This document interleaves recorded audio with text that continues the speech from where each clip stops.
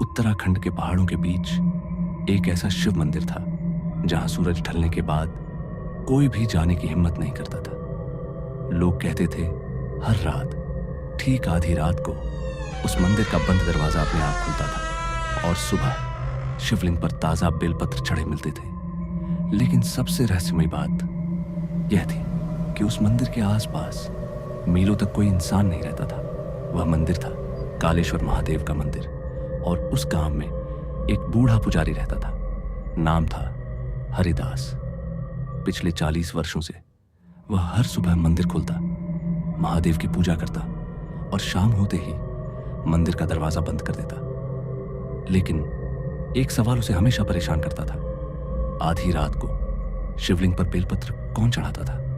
हरिदास ने कई बार रात में छिपकर देखने की कोशिश की, लेकिन जैसे ही रात के 12 बजते मंदिर के अंदर से घंटी की आवाज आती और उसके बाद पूरा मंदिर घने कोहरे से ढक जाता। एक रात हरिदास ने मन बना लिया, आज वह सच जानकर ही रहेगा। उसने मंदिर के पीछे एक पुराने पत्थर के पीछे खुद को छिपा लिया। रात गहरी होती गई, गांव की सारी रोशनियां बुझ गई, पहाड़ों पर सिर्फ हवा की आवाज थी।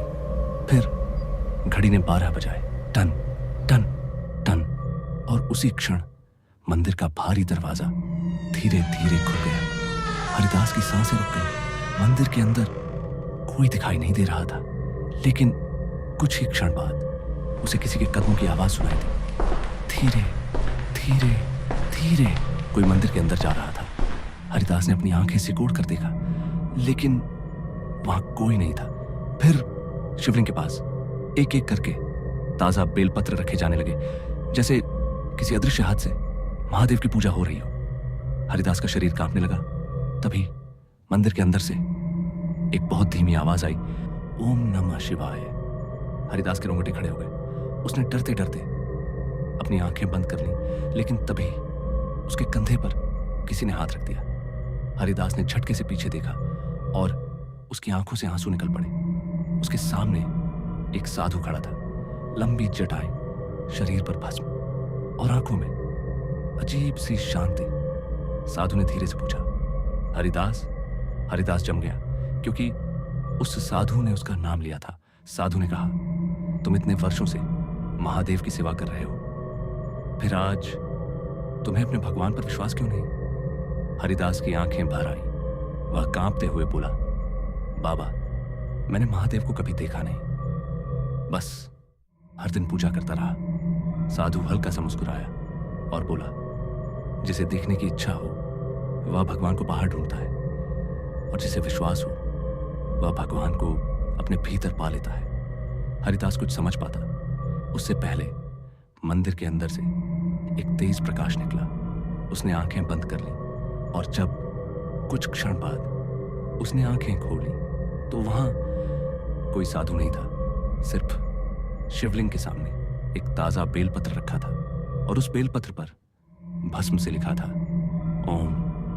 अगली सुबह हरिदास ने गांव वालों को सब कुछ बताया, लेकिन किसी ने उसकी बात पर विश्वास नहीं किया। फिर एक बूढ़े गांव वाले ने मंदिर की दीवार पर बनी सैकड़ों साल पुरानी एक तस्वीर दिखाई। हरिदास की सांसें थम गईं, क्योंकि तस्वीर में वही साधु बना हुआ था, वही जटाएं, वही भस्म, वही शांत आंखें। नीचे लिखा था, इस मंदिर के प्रथम सेवक महादेव के भक्त शिवदास। लेकिन शिवदास को मरे हुए 300 वर्ष हो चुके थे।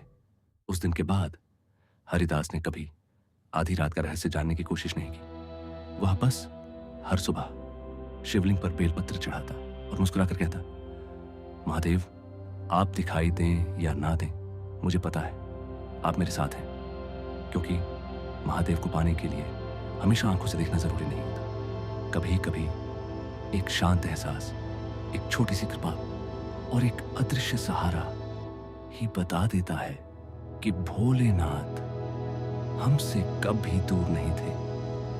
ओम नमः शिवाय।